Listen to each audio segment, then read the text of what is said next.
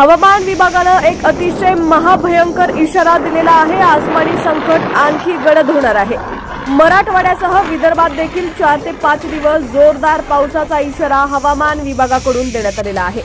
महाराष्ट्रातील विविध भागात पाऊस आपली चांगलीच दमदार हजेरी लावणार असल्याचा अंदाज हवामान विभागानं दिलेला आहे।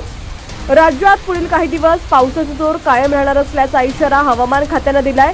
अंदाजानुसार आज देखील दुपारपासून मेघगर्जनेसह वादळी पावसाची शक्यता असून 26 तारखेपासून कमी दाबाच्या पट्ट्याचा प्रभाव अधिक जाणवेल। विशेषतः विदर्भ व मराठवाड्यातील पूर्व व दक्षिणेकडील भागात दुपारनंतर पावसात वाढ होण्याची शक्यता आहे। 27 सप्टेंबर रोजी विदर्भ, मराठवाडा, खानदेश, कोकण आणि मध्य महाराष्ट्रातील विविध भागात पाऊस वाढू शकतो।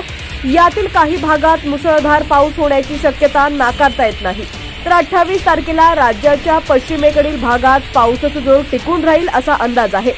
सध्या नवरात्रोत्सव सुरू असल्यानं संध्याकाळी बाहेर पडताना नागरिकांनी विशेष काळजी घ्यावी असं आवाहन देखील प्रशासनाकडून करण्यात आलेलं आहे। मराठवाड्यावरील आसमानी संकट आणखी गडद होणार आहे। बंगालच्या उपसागरात पुढील 24 तासात कमी दाबाचं क्षेत्र निर्माण होणार आहे। सोबतच चक्रीय स्थिती असल्यानं राज्यात मुसळधार पावसाचा इशारा देण्यात आलाय। पुढील 5 दिवसात राज्यातील सर्वच भागात सर्वदूर पाऊस कोसळणार आहे। विदर्भातील काही भागात 24 ते 27 सप्टेंबर दरम्यान मुसळधार पावसाची शक्यता आहे। आजही विदर्भातील काही भागात अतिमुसळधार पावसाचा इशारा देण्यात आलेला आहे।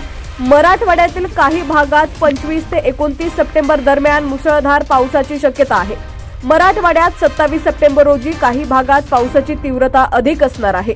अतिमुसळधार पावसाचा अंदाज वर्तवण्यात आलेला आहे। कोकण आणि मध्य महाराष्ट्रात 25 ते 30 सप्टेंबर दरम्यान मुसळधार पावसाची शक्यता आहे। दोन्ही भागात 26 ते 30 सप्टेंबर दरम्यान पावसाचा जोर अधिक असणार आहे। मच्छीमारांना 24 ते 29 सप्टेंबर दरम्यान समुद्रात न जाण्याचं आवाहन हवामान विभागाकडून करण्यात आलेलं आहे। दरम्यान आज देखील राज्यातील विविध भागात येलो आणि ऑरेंज अलर्ट जारी करण्यात आलेला आहे।